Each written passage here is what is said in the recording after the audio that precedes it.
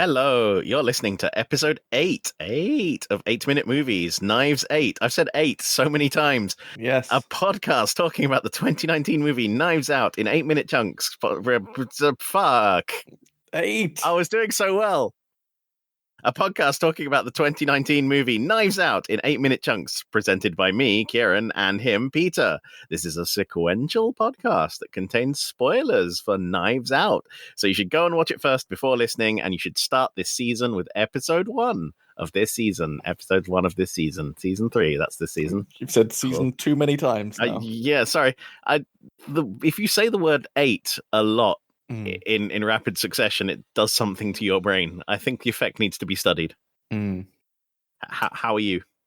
I'm well. I think I'm well. Yeah, let's go with well. I am well, and I've been out of the doors. Oh, gross. I have played board games in person with real people. What do you think of that? Oh, that sounds dirty. Yeah, felt dirty, but I had a good time. I played a board game that I have been meaning to play for some time now. Shall I tell you about it? No, I'm not interested. No, sorry. Right, sorry. No, please, by all means, tell us of this board game that you played with your hams. So the board game question is one that I don't think that you can find anywhere now, because I've been trying to buy it for ages and I have not been successful. It is called Bell Ratty. Okay.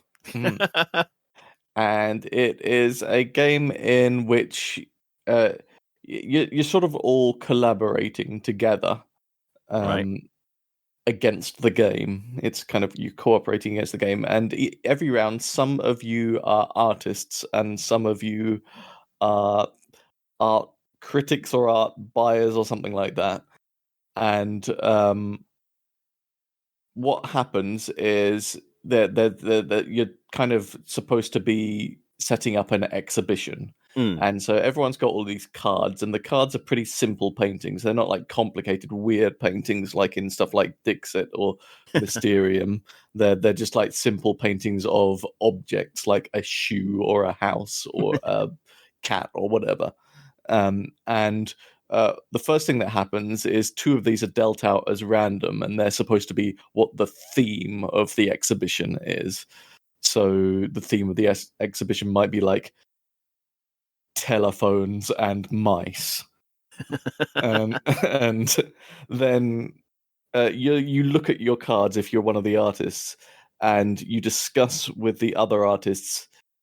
Well, first of all, the critics say how many paintings they want for the exhibition, and you've got to be able to supply that many. So they say, oh, we want, say, 5 paintings for this exhibition, and then among the artists, they've got to find among all of their cards enough to satisfy that requirement. And the more that you can have per round, the better score that you get at the end. And so you look at your cards and see if you've got any objects in there that you think can be linked in some way to the theme of the exhibition. And then you deal those in face down. But then the 4 extra cards at random get dealt into the mix, which are supposed to be the works of the clever forger Bell Ratty, who is trying to get his forgeries passed through this exhibition instead. Right. And so then it's up to the purchasers to try and correctly identify which ones which ones are the correct ones and which ones are the forgeries. And basically, at some point, once enough forgeries have made it through, the game is over, and then you count up how many pieces of art you successfully managed to get through, and that's your kind of ending score. And it's just a nice, fun game. It's easy to pick up. It's very funny trying to figure out what people were thinking when they put cards down. Right. And it's just it's a good time. I recommend it. Weirdly, it reminds me of Animal Crossing New Horizons.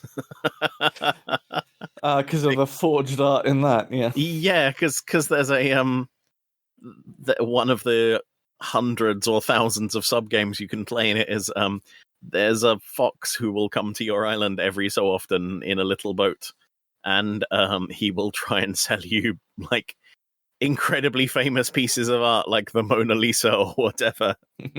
And he brings you like 5 at a time, and like 4 are forgeries and 1 is real.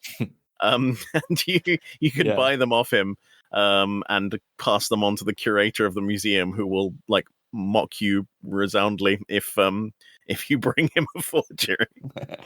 Yeah, unfortunately, in this game, there is no way to determine what a forgery is unless you just got to go on your instinct about whether someone's related it to the theme. And Yeah. sometimes it's as in a lot of these sorts of games, sometimes the link can be pretty tenuous. You're like, so you're ending up thinking, okay, is a hairdryer enough like a telephone to fit the theme? How did the ostrich get out of the painting? Yes, that's an in joke for yeah, people. Yeah, no one will get that reference. Yeah. Yeah, it's a fun time. I would like to play it some more if I manage to get my hands on a copy. Oh, it sounds like it came out quite recently. It was nominated in the 2019 Spiel des Jahres. Yeah, and then quite quickly just seemed to go out of print or whatever, or it just seems really hard to find because I've never been able to get a copy. I don't know. I have this thing about modern games where what happens is a game comes out, Shut Up and Sit Down recommends it, and then it's out of stock for the next 10 years. Yeah. Perhaps that has happened here. Maybe so. I don't remember whether they mentioned it or not, but yeah, I'm glad I finally got around to playing it, and maybe there'll be some more board games in my future. Who can say? It looks like fun. I would like to play it. Just briefly going back to Animal Crossing, the art identification subplot is just deranged to me, because the only way you can spot these forgeries is if you're very, very, very familiar with the real pieces of art, right? Yes. And this they didn't add this for this game. This little mini game has been in all of them going back to 2006, like in 20 years ago. Yes. So what were the designers thinking? That the, I don't know, 8-year-olds that are the target audience for this game would actually be very skilled in spotting real works of art from forgery, or that they would just have to go and look it up like everybody else does? I mean, there's like a guide now. You just go and look at the picture, and if the person is wearing like a blue hat instead of a red hat, you're like, a forgery. Aren't some of them a little bit obvious? Like they've got like some of them modern are things in it or something. Yeah, some of them are, but a lot of them aren't. Like a lot of them, it's like the color of something, and you're like, Well, just trying to teach the kids about how to spot fake art. I don't know. It's like if I was into fine art, do you think I would be playing Animal Crossing New Horizons? I'm sure there's some overlap there. I know. A Venn diagram. I know. I was going to say probably quite a lot of people. It's got a very broad appeal. Yeah. I got nothing to base my like slur upon. Oh Christ. So anyway, that aside, how are you? What is your whole deal this week? My whole deal this week, Peter. You know how I say we're not allowed to talk about things that date the specific times of the podcast when we record them, so people don't know how much of a buffer we do or don't have. Yes. Let's talk about last night's Eurovision Song Contest. Oh yes. Yeah. Yeah, Eurovision, as I'm sure everyone's aware, takes place around must be about July. Yeah. Sure. It's hold on. I'll go and check what date it is today.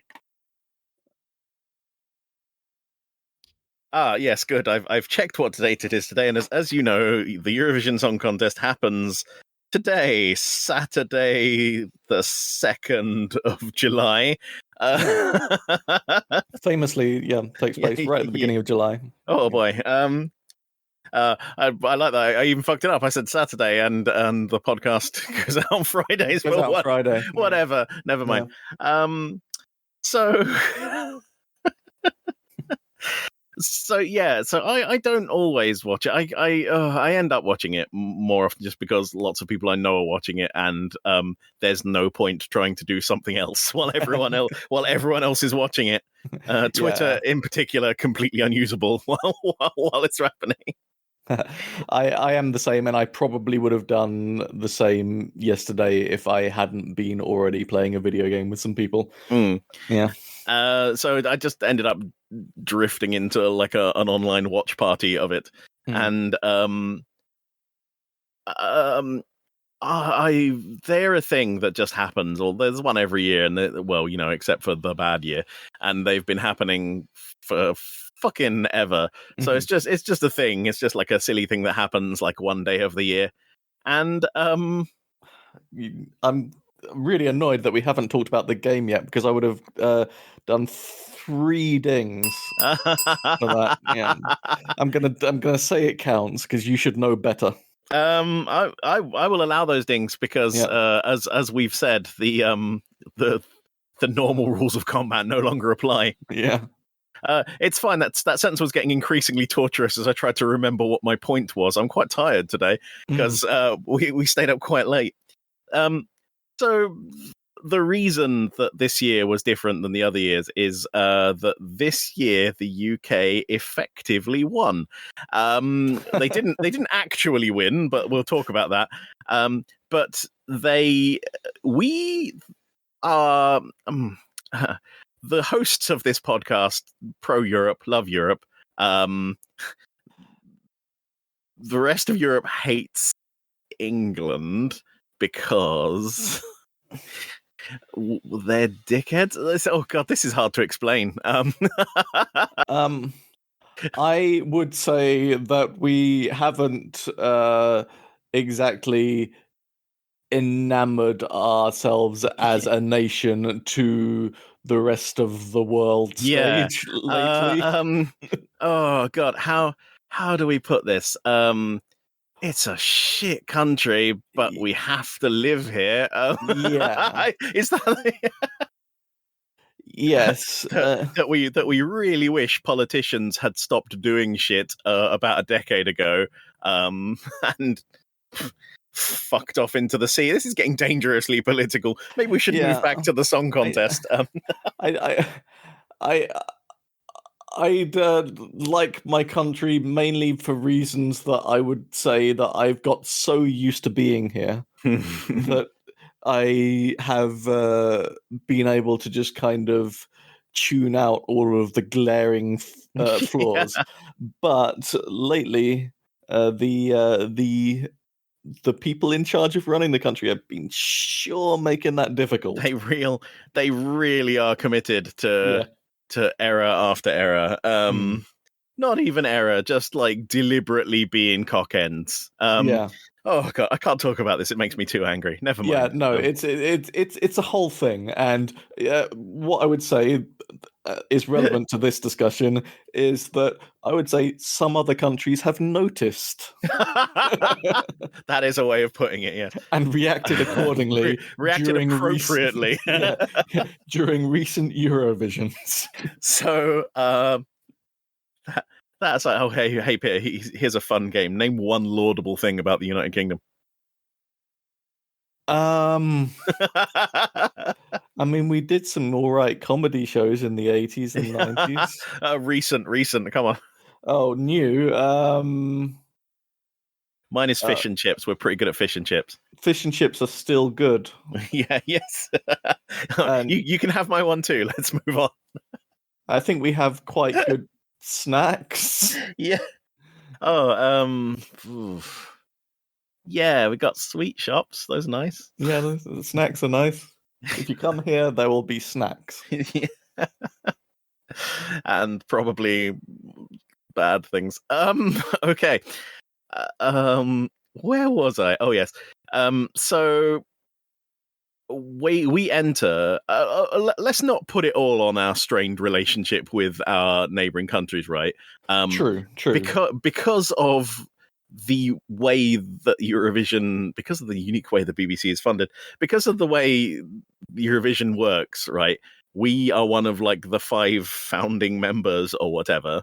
So we put in more money, which means that we get a free pass to the final, regardless of what happens. Yes. So it's just special privilege up the wazoo here in the United Kingdom. Sure is. So whatever absolute fucking dreck we can scrape together and enter into a song contest of like 40 nations will automatically be presented to everyone from those countries who's like, what is this shit? So before you get into this year's, I'd just like to say that my absolute favorite example of this was several years ago. I can't even remember how many years ago, when a group called Gemini did a tune. I think it was called something like Bye Bye Baby or something like that. And it was absolutely amazing because on the night of the actual performance, they managed to sing the tune in a completely different key to the backing music that was going on. And the result just has to be seen to be believed. So look that up on YouTube or whatever if you get the chance. It's quite something. Yeah. So, and again, I don't want to come across as harsh on the performers or whatever, because they are genuinely doing their best. It's just that we as a nation perhaps are not giving them the support they need or require. Yes. But this year we entered a tune which I've been going back and forth on. I when I first heard it, I thought it was good, and now I've moved up to thinking it might be banging. And I think it was just a perfect storm of stuff where, for some reason, most like a lot of the other countries entered ballads, like soft, soulful songs that bring the mood down. And there was a stretch in the show where there were like 8 of them in a row.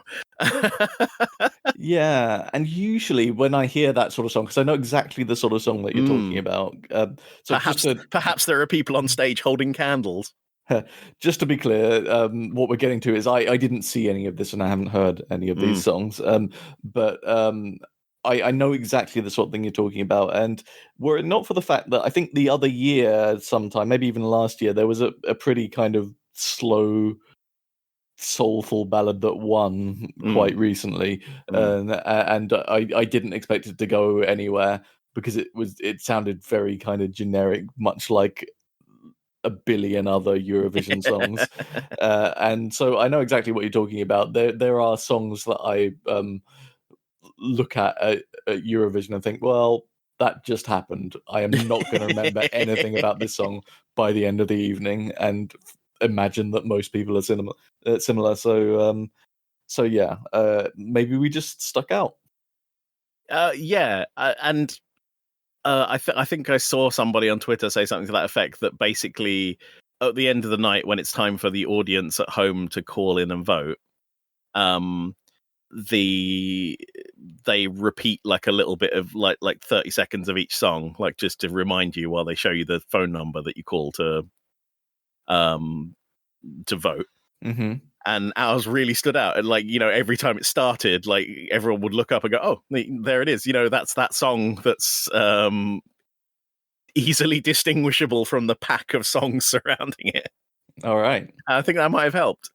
So our song, as we mentioned, we didn't win, but we came second. The Ukraine one, quite rightly. Look, we're not going to get into it. Just use your heads and extrapolate. Yeah, there was a huge outpouring of public support for the Ukraine for some reason, and well done, excellent, yeah, very good. Yeah, fair enough. But we came second, which to us, like, considering that last year we got nothing, we got 0 points at all like in the entire contest. And I would say for the past number of years, for reasons that we've kind of talked about, our numbers have been close to zero. So the song we entered yesterday, if you add up all of our scores for the last 11 years, that's the same number of votes it got. It's our best performing song since 1998, from way before when some of the listeners of this podcast were born. I think I told someone, I remember getting good scores in my youth. Yeah. And I would have been 16 at that time.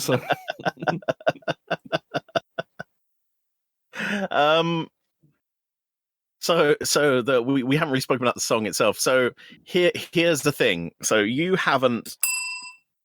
Yeah. there you go. Good. Yeah, I agree. So here's an instance. Yeah. You haven't heard any of the songs from this year's thing, right? So I'm gonna. That's true. God, you're really on the ball today. I think I need a coffee. Fucking hell. You haven't heard any of the songs from this year's performance. That's true. And I am going to play them for you now. All 40 of them. No. I'm going to play you two songs. Our one, England, the UK's entry, yes. Yeah. And Norway's entry, because it's my favorite. Okay. Now, obviously, we can't leave these in the recording because of YouTube are already on my fucking ass for copyright strikes. So we will just leave a little pause here, and I will play it to you. So the song that I'm going to play you now is Spaceman by Sam Ryder. That's the UK entry. Okay. All right. I'm going to show you the video as well, so you can bask in its full experience. I'd love to. All right, and then you give me your immediate thoughts. Okay.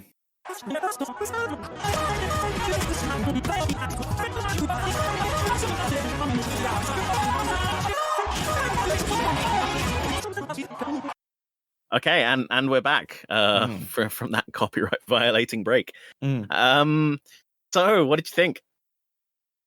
Well, I think I agree with you that it's definitely much more memorable than a lot of the other things that we've done recently. He performed it well. He seemed to be having fun. He had quite a charismatic stage presence. I'm not surprised it did quite well.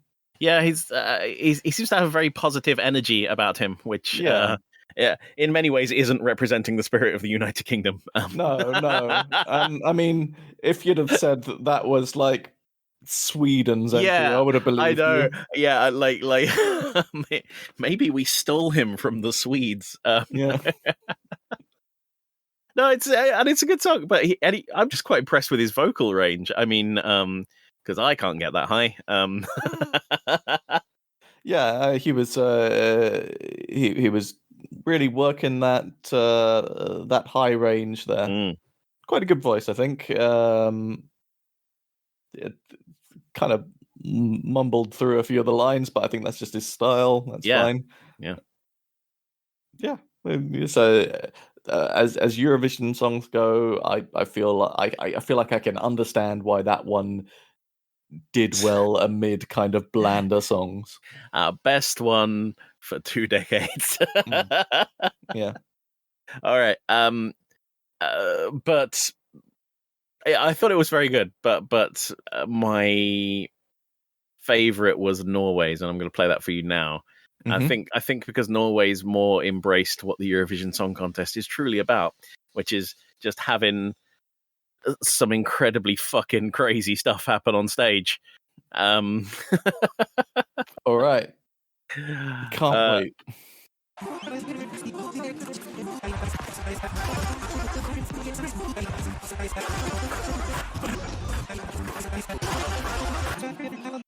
Yeah, so that was that was Subwoofer with Give That Wolf a Banana. Yeah, so this one, I think I understand why you liked it. It's It's very catchy. it's quite catchy. It has some excellent staging here, some nice choreography going on this one. What I felt like it might be a little bit try hard in terms of Eurovision weirdness goes. Like, we all know the kind of quirky Eurovision song archetype, and this was just throwing everything at that. And I think that might be why it ultimately didn't work, because people looked at it and went, "Yeah, okay, we see what you're doing here. We get it." Yeah, the ones that tend to do better in this situation is the ones that where the weirdness is it kind of arises more naturally, and you don't feel like they've just deliberately gone for, okay, let's just try and make the most unusual thing that we can possibly. Oh yeah, yeah. So. Yeah, I get it. I liked it. I appreciated it, but I do understand why it didn't work on this occasion for everyone. I definitely agree. Especially if you go and watch. I'm not going to expose you to any more of these, but the Moldavian one, that certainly has some naturally occurring weirdness within it. Yeah. How did this one do in the end? Anyway, I'm curious. Not that great. I'm going to go and look. It came 10th. Okay. It's not bad, but compared to astronomic. Do you know how Moldova did in comparison? Because you said there was some naturally occurring weirdness in that one you felt. 7th. Okay, so it did better, you see. It did better, yeah. I think that people probably they probably appreciated it, but probably a little bit saw through its bullshit. Yeah, in fact, what was probably the weirdest one of the night, Serbia's entry, came 5th. So, yeah, so there's something to be said for writing a soulful song that's also a little bit fucking bananas. Yeah. Oh, but that's almost certainly enough about that. It certainly is, especially considering I think that we've got quite an action-packed next segment to start going through soon. So many things. Yeah. But we're not quite ready for that, are we? No. We half an hour in, and we've just finished our usual weird digressions. So I guess it's time to introduce the concept of the podcast. Yeah, sure. This is a podcast where we take a film, we break it up into chunks, and we look at the chunks, and then we talk about the chunks. That's it. That's it. How long are those chunks, Kieran? 10 minutes. Oh, no, you've got it wrong, Kieran. How could you let people down like this? I'm a constant disappointment to everyone, Peter. Well, look, I'm just going to say you round it up. Yeah, okay, cool. Yeah, to the nearest tens, it's 10. Okay, fair enough. And there's also some bullshit about bells, which this dickhead is really on the ball about this week for some reason. Yeah, I mean, if either of us, like, outside of certain contexts, which if you're not familiar with by now, go back and listen to the previous episodes of the podcast, say the words thing or out, then we may ring the bell and the other person may be suitably embarrassed. They lose points. And at the end of the season, we summarize the points, and whoever gets the least points will be lowered into a volcano. Or something. Yeah. I need to look into that, actually. Volcano hire is like harder to arrange than you'd think. So, shall we not talk about the thing? Yes. Or what would you like to hear about this week? I genuinely don't know why I switched the format of this to me asking you a question, then ignoring whatever you say and just doing what's on my sheet. I quite like it. This time I'm going to say Frank Oz. Okay, let's talk about Murder by Death. Would have been a really good week to talk about Frank Oz. Maybe next time. It would. Yeah. It would have been. I'm going to go ahead and spoil it for you. I don't think we talk about Frank Oz. What am I even paying you for? Murder by Death is a 1976 American comedy mystery film directed by Robert Moore and written by Neil Simon. The film stars Eileen Brennan, and you might remember her from Clue, where she plays Mrs. Peacock. Truman Capote, James Coco, Peter Falk. Where do we know Peter Falk from? Columbo. He's Columbo. In here, he's playing a detective not entirely dissimilar to Columbo. Yes. Alec Guinness, Elsa Lanchester, David Niven, Peter Sellers, Maggie Smith, Nancy Walker, and Estelle Winwood. So it's one of them all-star ensemble casts.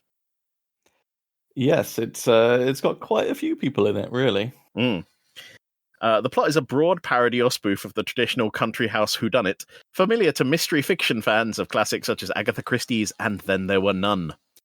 The cast is an ensemble of British and American actors playing send-ups of well-known fictional sleuths, including Hercule Poirot, Miss Marple, Charlie Chan, Nick and Nora Charles, and Sam Spade.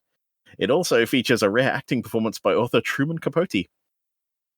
The story takes place in and around the isolated country home populated by eccentric multimillionaire Lionel Twain, Truman Capote, his blind butler James Sir Benson Mom, Alec Guinness, and a deaf-mute cook named Yetta, played by Nancy Walker. The film was presented at the Venice International Film Festival on September the 5th, 1976. So, I've inflicted this movie on you, and the reason we're mentioning it here is it's one of the ones that Rian Johnson listed as his inspirations for Knives Out. Yes, and I've enjoyed this film. I think we've mentioned that at some point we kind of became a little bit obsessed by James Sir Benson Mom. It's such a weird... I've not really known Alec Guinness to be... I've only really seen him in serious things. So him in a comedic role, and he has like absolutely on-point comedic delivery. So it's really funny. I guess that, like, in another world, his career might have gone along the same trajectory as someone like Leslie Nielsen. Yeah, like that. That's exactly the vibe I got from this. It turns out he's very funny. The whole film is really funny, but it would be difficult to recommend it now because, at least without mentioning, it's got some stuff in it that was acceptable in the 1970s, but super isn't now. Put it this way, I sure wish that Peter Sellers character was not in that film. Oh boy, yeah, that whole thing is super awkward. Mega. Yeah. The rest of the film is funny if you can work around some of the terrible things. But yeah, I'm glad you said it because I remember enjoying the film generally, but you just kind of have to you have to cordon off certain aries of the film. Yeah, you watch it and you're like, oh, that bit's funny. Oh, I'll skip forward 2 minutes. Okay, yeah, it's funny again. Yeah. It's definitely one of those, I would say, unfortunately. But you can sort of see why there are bits of it that had an influence.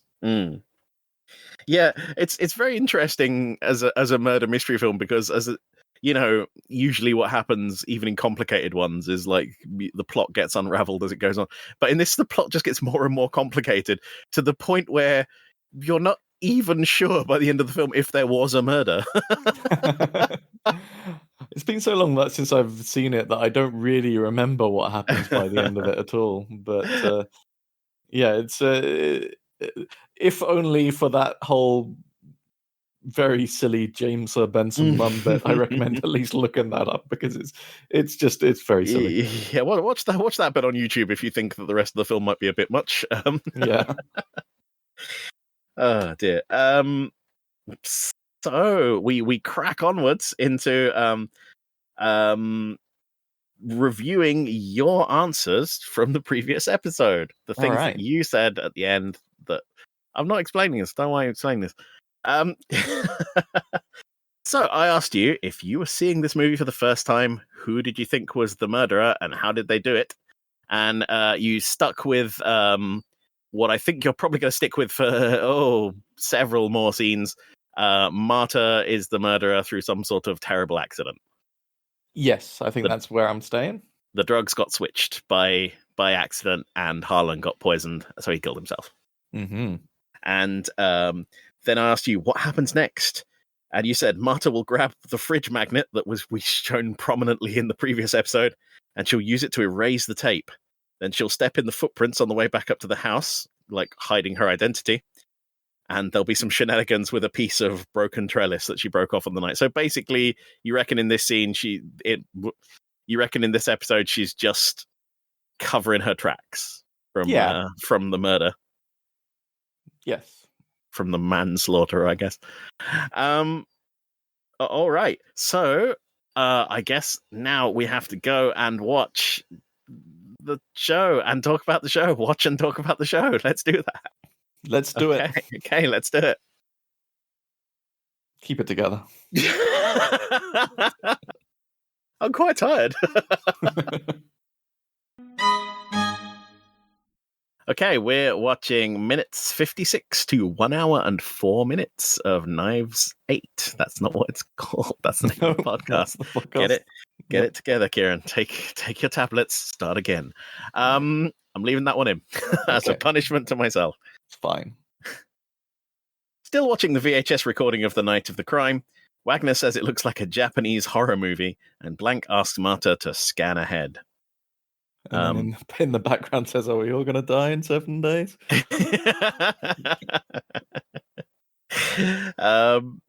So you must have noticed that the VHS tape here looks particularly scrunkly. I didn't really pay very much attention to the details of the VHS tape. No. So to make it look that bad, Ryan Johnson and his cousin Nathan, who's the composer for the film, spent a night hand crinkling the VHS tape just to give it like a really sort of used, very bad quality look. Nice. Yeah. I suppose I do remember it being pretty bad quality now that I think about it. Yeah. I always like it when there's VHS tape in something and someone's had to go to ridiculous lengths with a magnet or whatever to deliberately make it worse than it actually was. I think it must be fun to artificially age stuff. Oh yeah, you ever made a treasure map? You know, you dip it in tea, burn the edges. Oh, it's great fun. But I'm absolutely certain we mentioned it last season. But like the menus on Alien Isolation look like ratty old VHS tape things, and someone asked them how they achieved that effect, and it was by creating the menus digitally, recording them onto a VHS tape, and then as the tape was playing through another tape into a recorder, just going to town on it with like magnets and shit and like just yanking it and stuff to deliberately make it look awful. Yeah, I like it when people do things like that. Like, what was I watching recently? Like a talk on the game Knights and Bikes. You know the game Knights and Bikes? Yeah. Still haven't played it. And they're talking about how they just kind of aged up the soundtrack a bit by playing it through cassette tapes a few times and stuff like that. It's fun, and there is something about that you can't quite capture with digital effects. So yeah, I see why they still do it. I just do like the idea of like, you know, the director of a multi-million-dollar film and his cousin sitting in their kitchen just crunkling up videotape with their bare hands.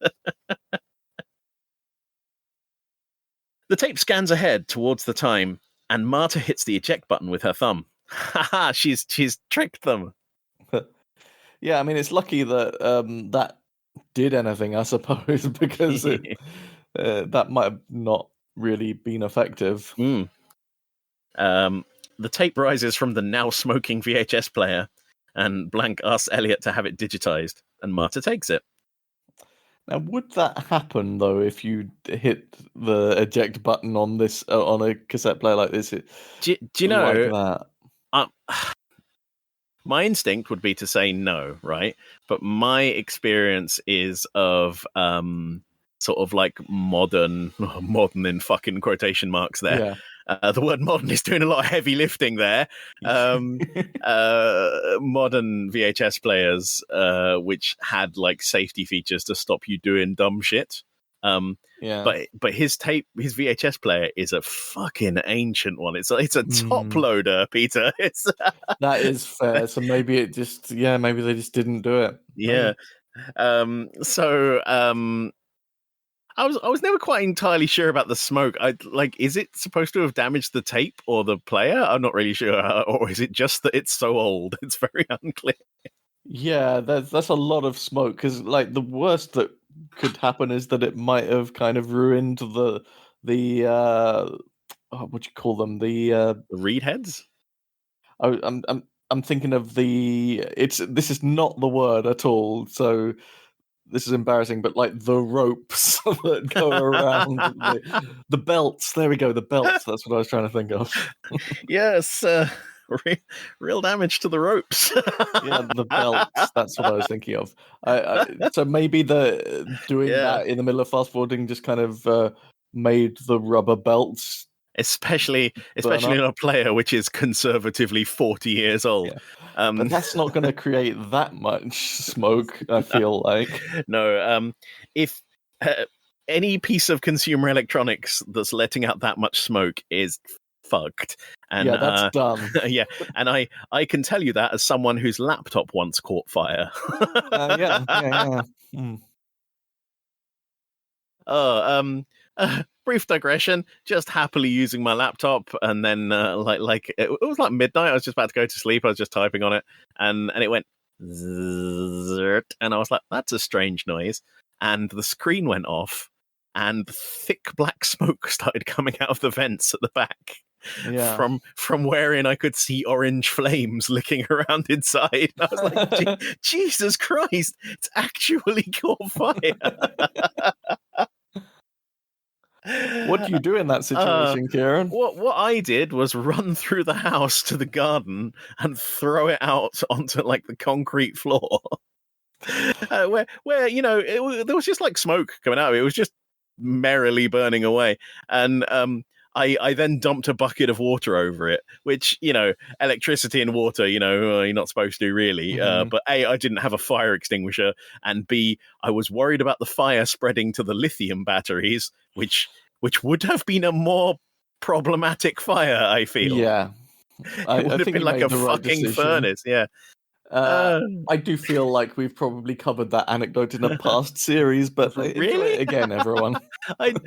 Maybe we have. I don't know, but listeners, it's your responsibility to keep track of our anecdotes and let us know if we're using them too often. Yes, we have a registered list of all anecdotes on it. It's in an Excel document. It's registered with the Government Bureau of Podcast Anecdotes. Yeah. Top loading VCRs. Oh wow, they were a treat. I had a 2-generation hand-me-down top loading VCR as a child. So it was like my dad's, and he gave it to my brother, and my brother gave it to me, and it worked. I hesitate to say it's the same one that's seen here, but it was really eerily similar. I mean, my video player was never an heirloom. It just loaded in the front. It was, as you'd expect. Well, the thing that made me laugh about it is that we're going to use the word modern quite wrongly again, but modern VCRs, towards in the early 2000s when they were at the end of their run, like basically it was a plastic box with some machinery in it. It weighed about 10 grams. This thing was so heavy it took 2 people to move it up a flight of stairs. Like I don't know what it was made, like whether the whole thing was made out of like cast tungsten or something. But like, if it's the only piece of consumer electronics I've ever had where I'd have felt safe hiding from gunfire behind it, I remember having videos though, and my dad he likes his gadgets. He likes like Mm. little gadgets and fun little pieces of technology. And one thing that I remember that we had for you did it. Well done. I can say something. That's all right. Yes, something is allowed. Yeah. Something we had for our videotapes. Was these blue? You know where you write on the label. Yeah.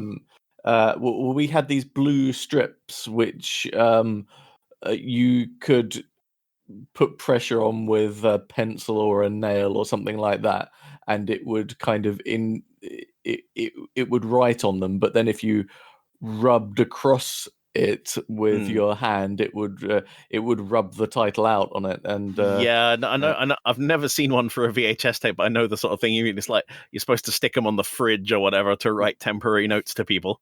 right, and so we had these, but their lifespan was very short. So eventually, they all just became complete nonsense, and it was a rubbish invention that should never have stuck with us for as long as they did. Just like mountains of completely illegible videotapes. Oh dear. By the way, I just want to say, and this one doesn't count because I'm talking in the context of the Bell game. I threw in deliberately then an out just to see if you'd catch it, and you didn't. Oh, sorry. I was still Yeah. basking in my success. Yeah, I said I said you could rub them out, didn't I? And Yeah. and you didn't pick up on it. I was trying to throw you a bone there, Kieran. Do you want me to ring it now and go back and comp it in, or It's too late. it is? It is. I'm sorry. Yeah. Well, in my defense, right, I was distracted during the last bit of your speech there because a fucking ice cream van turned up outside my house and started doing the jingle, and I was wondering A, whether it was being recorded and we'd need to go back and like redo the line, and B, why is an ice cream van going around in torrential rain? I don't know. What was it doing? Green sleeves? No, that other one, I don't know what it's called.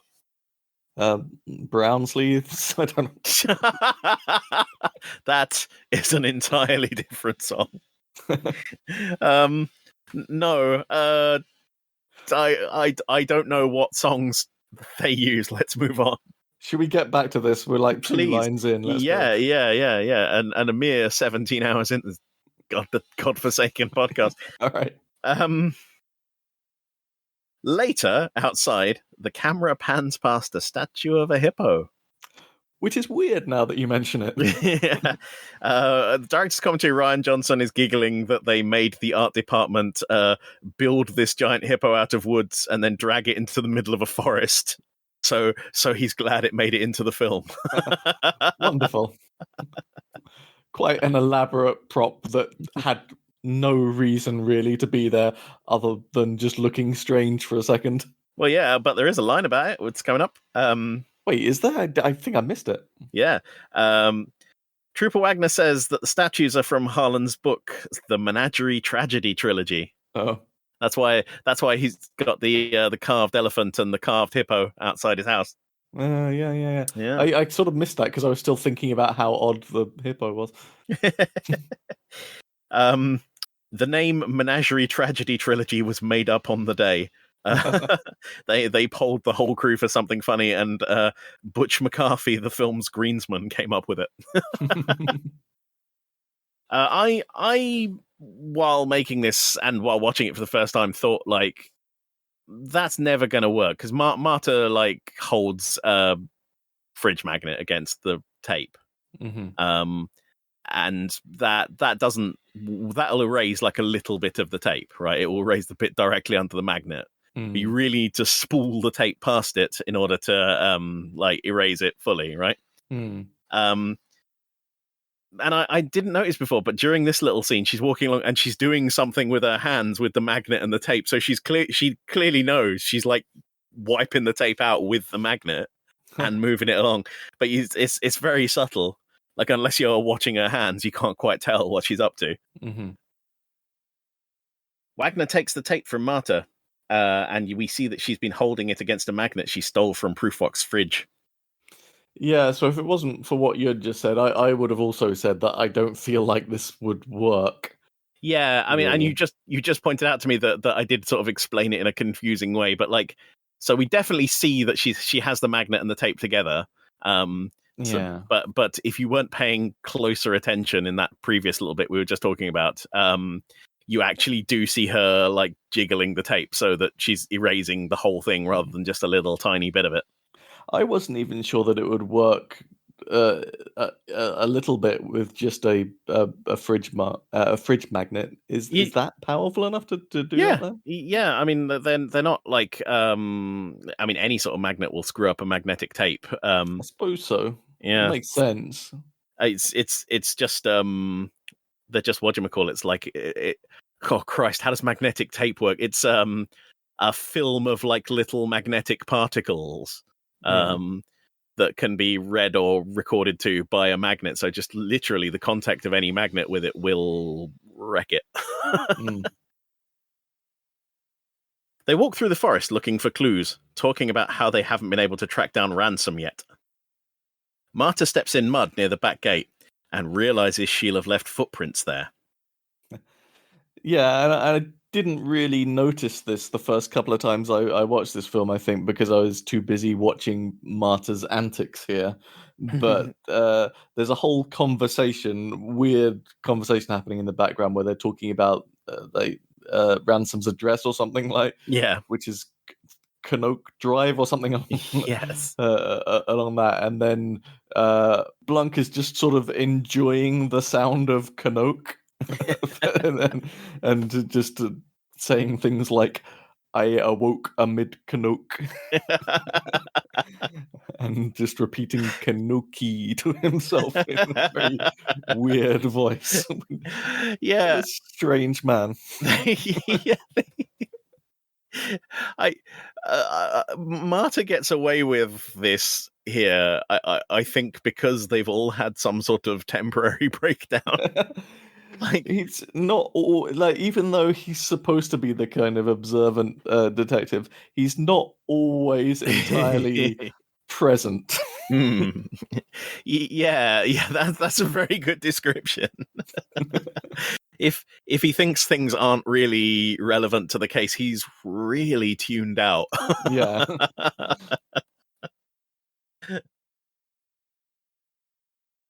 As the others try to stop her, Marta pretends not to be able to hear them and treads all the way through the mud again. It's a good ploy. Good job there, Marta. Can't fault it. Although you do get the sense that Blanc isn't entirely buying it. Just a little bit from his reaction. This whole little bit is a little bit slapstick. Yeah. Oh, I have a note in here. My note here says, in the run up to this, Blanc is off saying weird stuff like, I awoke in Canoke. Yes.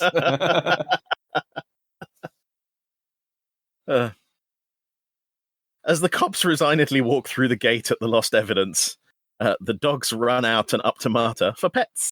While she's petting them, Blanc says the best judge of character is a dog. Yeah, and after he says that, he gives her that sort of interesting look, as if he's trying to figure her or something about the case out. Yeah. Because I think he genuinely does believe that, and he is still turning over in his head. He doesn't think that this is a person who has a motive for murder. No. But he also knows that she must in some way be involved. Yeah. It's really interesting to rewatch this movie with the knowledge that Blanc is fully aware of her involvement in Harlan's death right from the second he meets her. Yeah. Because that little, I mean, I didn't mention it, but that he does give her an interesting little look when the dogs are being nice to her. Yeah. The dogs charge back through the gate up to the house where Linda and Richard have just arrived, and they run up to Linda and like she gives them hugs and stuff. So if we're going with our dogs are the best judges of character thing. They Richard- like Linda. I seem to have a memory that they didn't like Richard as much, but they don't seem to really react to Richard. Yeah, I was going to say, he doesn't look like he likes them running up to him, but they are indifferent to him. Right, yeah. He looks nervous at having, I don't know, what are they, German Shepherds just running across the lawn towards him. Elliot notes that they're planning to read the will at about 10, so the whole family will be arriving soon. I don't know when I thought this happened, but for some reason I thought this was a bit later, because with the will reading we're going to get the next big kind of twist in the plot. So I'm very excited about the next part of this. Well, you mean you thought it was happening later in the day or later in the film? Later in the film, I thought it was happening. Yes. I didn't remember it being the next sort of immediate bit. Well, I mean, we are basically halfway through the film now, so this is the time to knock it up a notch. We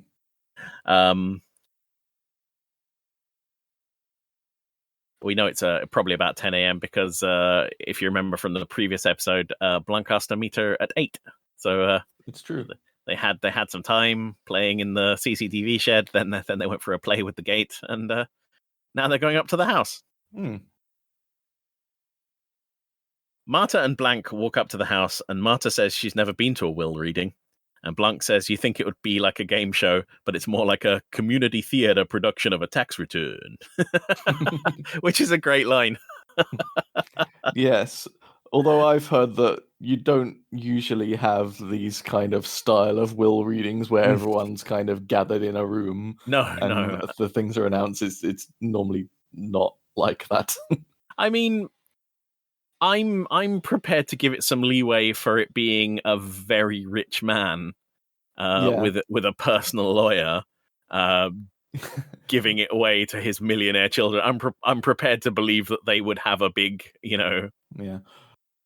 Also, I am prepared to believe that he instructed his lawyer to do it like this. Oh, of course, absolutely. Yeah. I mean, if there's one thing the movie shows us about Harlan, it's that if there's something that could be a little done with a little bit more spectacle. But I suppose we'll get into that in the next episode when it actually happens, probably. While Blanc looks in the bushes, one of the dogs brings Marta the section of trellis that she broke off during her climb the other night. I'm going to get back to this in a minute, but it's interesting that the dog brings it to her as a kind of fetch stick. She throws it away while a startled Blanc realizes that Nana Thromby is staring at both of them through the window. And what does he say at that point? Sweet beans! Yeah, good phrase. Sweet beans. It's a very good cut because, like, obviously you're not really paying attention to whatever Blanc is doing because Marta is getting the trellis and throwing it away, and then there's suddenly the sweet beans. It's good, and maybe he's just starting to put together at that point as well that she's often looking out that window, maybe just often staring out that window. My note here is that Nana Thromby is very observant. And do you think that seeing her here gives Blanc the idea to ask her if she was maybe doing that the night of the party? Yeah, I think so. And meanwhile, the antics with the stick again. I wonder whether it was necessarily a massively good idea on Marta's part just to fling the stick away in a way that a dog might chase after it and bring it back. It's a fetch. She throws it. The dog will fetch the stick. Yeah. But I suppose she panics. They apparently the scene was actually slightly longer with the dog bringing her a ball and she threw the ball and then it came back with the trellis instead. But they cut it down a bit because there was only so long they could conceivably have Blanc plausibly fiddling around in shrubbery, while she does all this stuff in the background. If it were me, I might have shoved the bit of trellis in my big jacket or something like that. Yeah, she does have big coat pockets. I Yeah. noticed that when she was holding the tape, because Trooper Wagner's like, oh, I can have that, but her coat pockets are big enough for a VHS tape, which is like real fucking big for a pocket. Yeah. They go inside to the study with Blanc pacing around. He asks where Marta's medical bag is, and Wagner says it was probably taken in as evidence. Blanc asks Marta how the Go board got knocked over, and Marta says they were goofing around. Blanc knocks the board onto the floor and seems thoughtful about how quiet it is. See, I didn't remember that he'd actually done this in the film. I only remembered being clever for thinking about it all by myself. Yeah, which just goes to show the fallibility of human memory, which is a subplot of this movie. I'm pretty sure when I first saw it, I did think about it all by myself, but that moment gives me some doubts now. Maybe I'm just retroactively remembering that, and I didn't think about it at all. But no, I think I did think about it at the time. I mean, yeah, because they're like, oh, we knocked the Go board over, but like when you see it in the flashback, it's like a proper crash, like Yeah.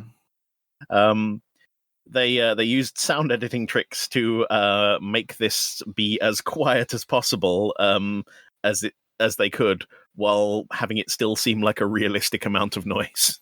Yeah, I was wondering about that actually, because I think that it seems a little bit. I feel like that's a solid, good quality Go board. There, it's actually quite heavy.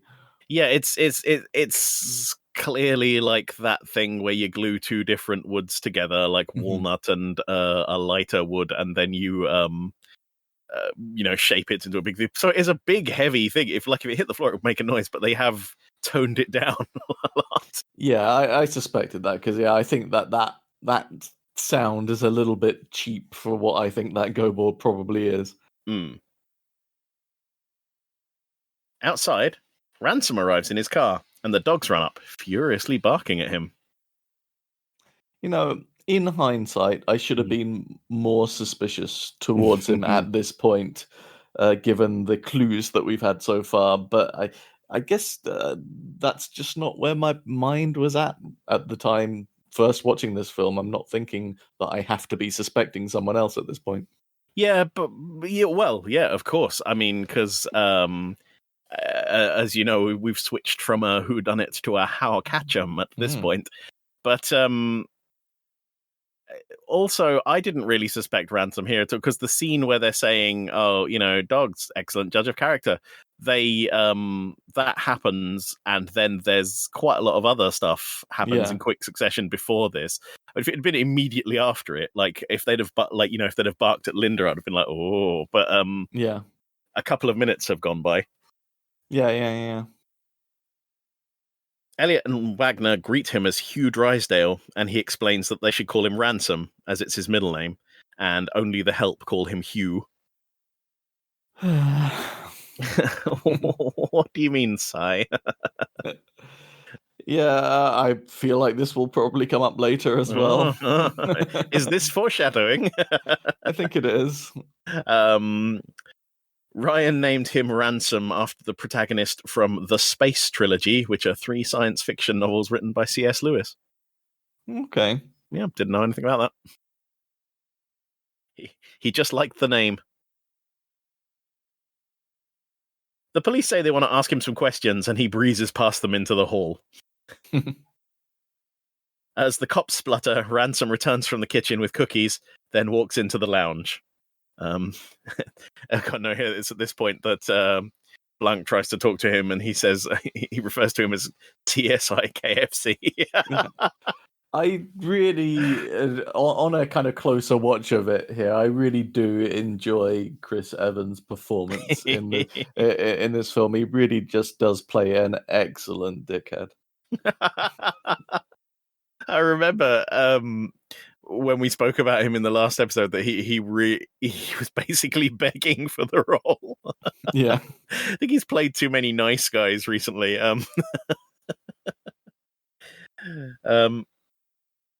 Much of the family is gathered in here. He asks Franny for a glass of cold milk, and Meg says that's not her name or her job. Yeah. The cookies Ransom is eating here are Biscoff ones, and they were chosen because they look interesting and expensive. But Ryan Johnson felt guilty because they're very buttery cookies. And of course, if an actor is eating in a film for like 2 or 3 minutes, in actuality, they'll have been eating for like 10 hours. That's true, and like your works get all gummed up with that sort of stuff. Like we have that problem on the podcast sometimes.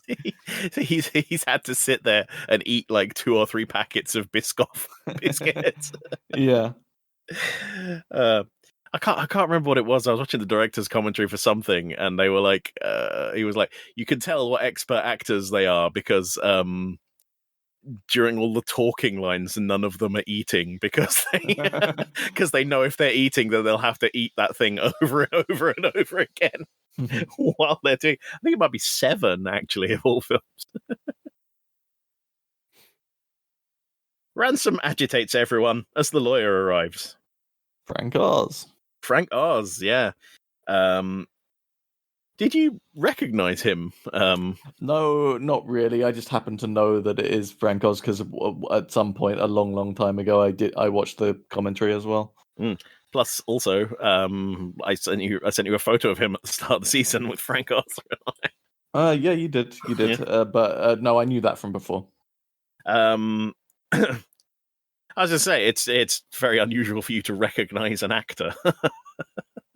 No, I feel like I've seen him because we know Frank Oz from other things, obviously, but usually not as a face on. No, yeah, that's why I was particularly confused of all the people to recognize.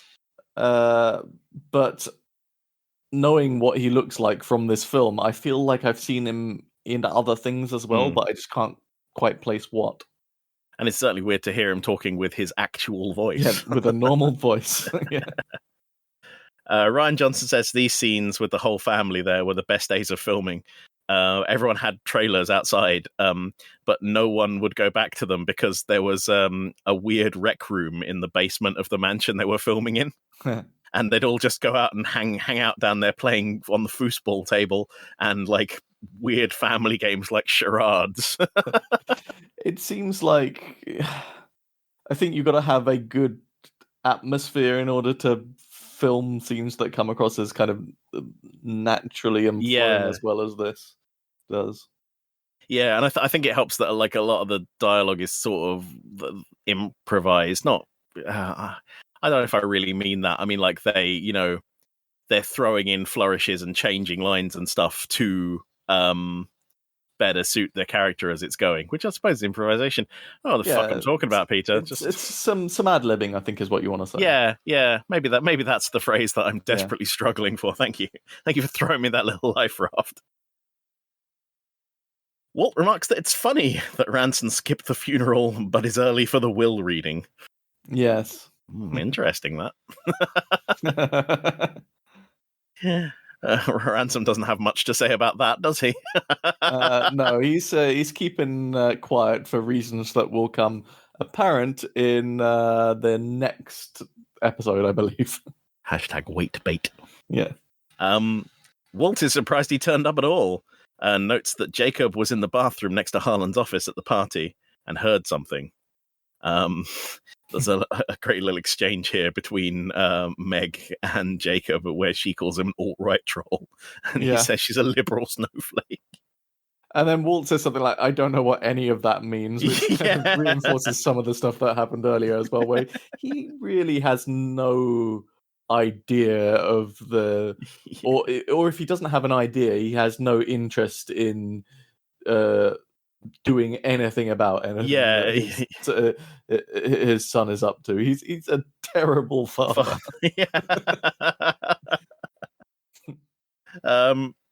Richard tells Walt his son is a little creep, and they start fighting to the indifference of the police and the glee of Ransom. It's like a physical fight. Yeah, I think Richard uses the phrase that Jacob is in the bathroom joylessly masturbating to pictures of dead deer.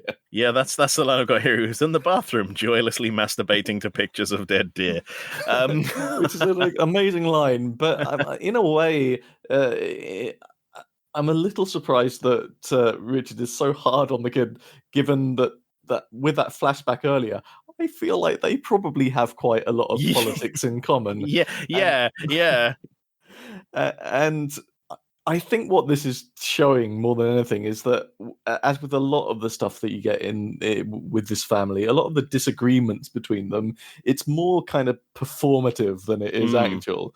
Like Richard is just as bad with the with quote the help as Ransom is. We've seen that earlier, but Ransom is the one that gets all the flack about it because he's just more overtly a dick about it. Oh Christ. Sorry, every time I read joylessly masturbating to pictures of a dead deer, it makes me laugh. Jacob reveals he heard Harlan say, "My will." Then there was more fighting, and then Ransom said, "I'm warning you."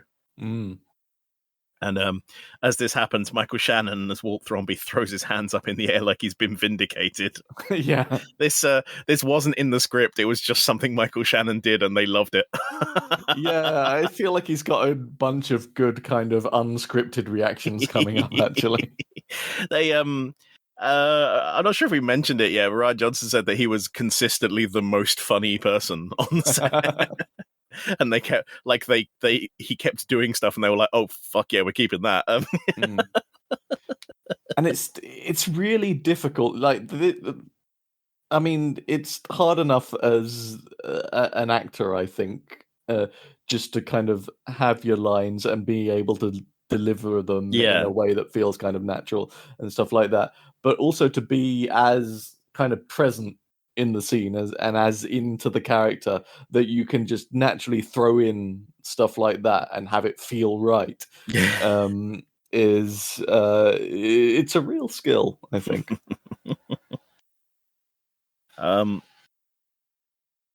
Walt rants at Ransom that he thinks he's been cut out of the will and that the family aren't going to support him anymore.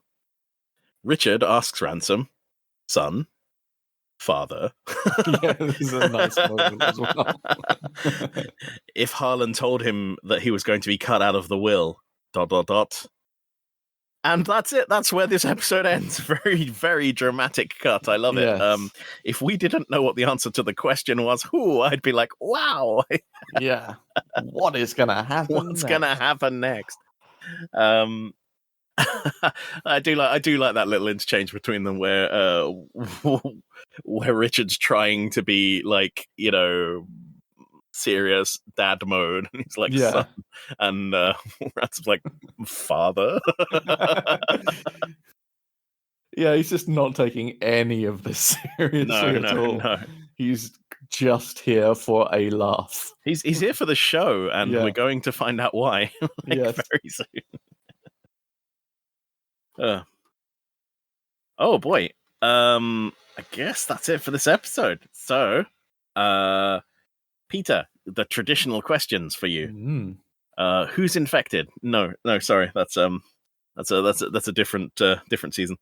Old days. If you were seeing this for the first time, who's the murderer and how did it? I bet you're going to be sticking with Marta and the poison accident. Yeah, at this point, I am still in that spot. And what happens next, Pete? What happens next? Okay, so what happens very directly next is that Ransom is going to say, "Yep," like that, with a big old, big plosive P. Yeah, and I think for some reason we're going to get another excellent ad-libbed reaction from Walt, where in response to that he kind of goes, he kind of makes the same sound. Like, in response, but I think I can even go better than that and preempt one of your little talking points that is going to be on the next stage, because I feel like I remember from the commentary when I watched this some time ago when I watched the commentary, they mentioned that those two shots, as in Ransom going "yep" and then Michael Shannon's reaction to that, were not filmed at the same time. They were filmed at completely different times. So he had no real idea that that Ransom was going to do that big old plosive P, and then but he still responded with that noise that he makes. So I have a feeling that's going to come up next time. Wow. I mean, I've got nothing about that. So cool. Glad you mentioned it, because we, unless you remember to do it next time, it's not on the card. Wow, I should have saved it for next time. Yeah, look what you've done. You've ruined it. Yeah. I mean, I'm not writing all that down because I'm not a fucking stenographer. What do you think? but yeah, that was always very fascinating to me. That this was it felt like such a perfect reaction, but it was just a complete accident, totally random. Yeah, and then the next thing that's going to happen about that is that Ransom is going to tell a whole load of people to eat shit. I think we're going to hear Walt say that he will not eat one iota of shit in the background during that, which is an easy line to miss, but it's great. As you must know from hearing me talk about this, I really like this next bit of the film, which is why I remember it so well. And then we're actually going to get to the will reading, and obviously everything's going to be left to Marta Capuera. Everything is left to Marta. Wow, that's very comprehensive. In fact, going further than I have in my research. Yeah, I really like this next bit of the film. We're probably going to get to the point as well where Marta is going to try and leave the house while everyone is accusing her of boinking, and then Ransom is going to enable her escape. Okay, wow, that's a lot. I hope that happens in 8 minutes, or you'll have made the very concept of this podcast look foolish. Yes, and who would want that? Or my many detractors. What are you thinking of the film so far, Peter? I'm having a lot of fun at this point. I think I just really enjoy this whole family scene. We're going to get some more of that in the next segment. So yeah, I'm having a great time with the film at the moment.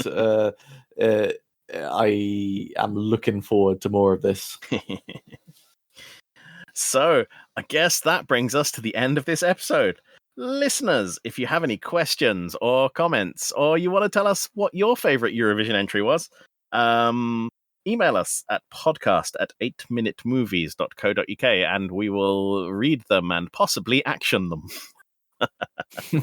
Yes, in a mere 6 to 8 weeks, you may get your question answered. No, there's lots of episodes left. You can still get your questions answered. Perhaps next season we'll finally get to you. If you like the show, why don't you tell a friend? Not the same friend you told last week or the week before that, because they know about it now. You need to find a new person. Basically, we operate on the pyramid scheme thing here. Oh fuck, what's it called? I can't remember what the name of it is. That's the thing where you have to recruit people who then have to. It's a Ponzi scheme. Is that what they call it? Yeah. It's less of a podcast, more of a Ponzi scheme. It's that's how this works. But you should still check in with the person that you told about last time, just to check that they are now fully engaged. Yeah, make sure that they also are telling their friends. because we're Yeah. looking at uptake metrics and they're not sufficient. You really need to be pulling your Yeah. weight, listeners. We're really looking for unchecked, unsustainable growth. Yeah, if everyone on Earth isn't listening to this podcast by the end of the year. Yeah. You know that bit in The Thing where 27,000 Yeah. hours.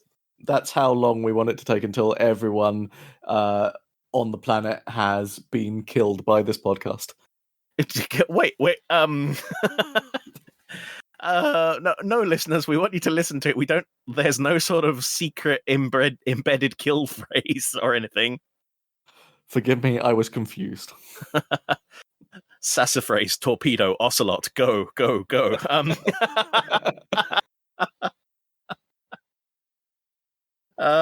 So, listeners, if you like the podcast, why don't you tell someone about it, or leave a comment where you listen to it, if that's a thing that facilitates? Because if you do that, then we get more listeners, and that enables us to speak more to you.